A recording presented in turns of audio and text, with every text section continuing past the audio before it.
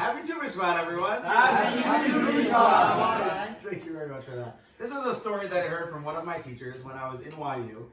His name was Professor Gerald August, Zichrono Livracha, blessed memory. Unfortunately, he passed away. And I remember that he told us a story about a lunch that he experienced with his Rebbe. He went to lunch with his Rebbe, and I even remember he said he got a pasta with sauce. You like pasta with sauce? Love It's pasta. delicious. He was sitting there eating with the pasta with sauce, and before he ate, he made a bracha. What bracha would you make on pasta and sauce? He made a mazonos. What bracha do you make on the sauce? No, it's included in the pasta, but okay, close enough. It would be shocking for those who drink plain sauce. But anyway, he made a mazonos on the noodles and sauce, and then as they were eating, his Rebbe said to him, when you made that bracha, it's very nice, he made a bracha, he remembered to say it, he said it out loud. When you made the bracha of mazonos, were you thinking of Olam Hazeh, or were you thinking of Olam Haba? Were you thinking of this world, or were you thinking of the next world? So if you're sitting there across from your Rebbe, he's got a long beard, he's looking all serious, and he's taught you lots of Torah, and he says to you, when you're making a bracha, are you thinking of Olam Hazeh or Olam Haba? What do you say? What do you think you're supposed to say? Olam Haba. So he said, of course, I was thinking of Olam Haba, Rebbe. Olam Hazeh is just this world. It's temporary. It's, it comes and it goes. Olam Haba is what we live for. That's where the neshama goes. That lasts forever. Rebbe, I was thinking of Olam Haba. And his Rebbe looked at him, and he said, when you make a bracha, never think of Olam Haba. You should think about Olam Hazeh. Why? When you make a bracha, you're not supposed to be thinking about my neshama and the next world and the mitzvah of making a bracha. You're supposed to be thinking about the food that's before you, how it got there, and the miracle, the amazing gift that Hashem gives us that we can eat and enjoy.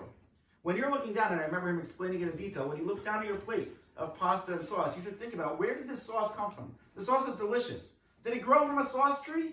No. It grew from a little bush, a little plant that grows tomatoes. Picture a field or a farm full of miles or acres just full of little tomatoes.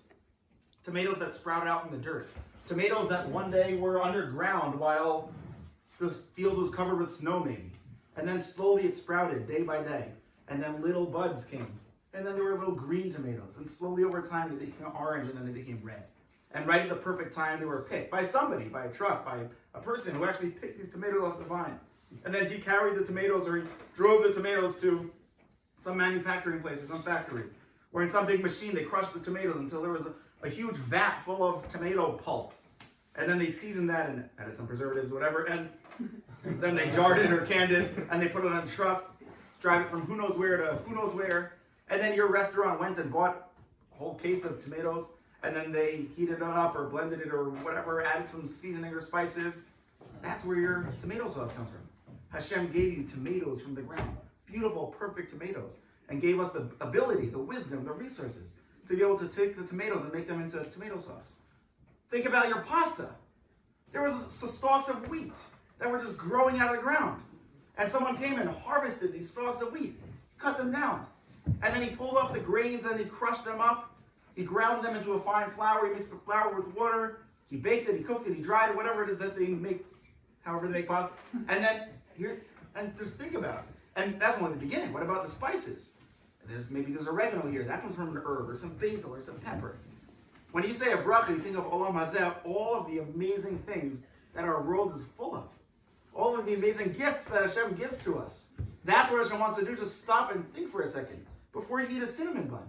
What are the ingredients in this bun? And how lucky are we that Hashem gives them to us? Sometimes we don't appreciate it because we just buy food in a package. Or we just buy food that's already made for us. Or even the food that we make ourselves. We don't actually stop to think about where does it come from and how lucky we are to have it. That's the point of a bracha. Olam haba will come in Olam haba. And I think the more that we appreciate, Marabu Masech Hashem, how amazing are Hashem's creations, then that will come with us to Olam haba also. But when we make a bracha, and I think one of the messages of Tu B'Shvat is just to stop and think for a second.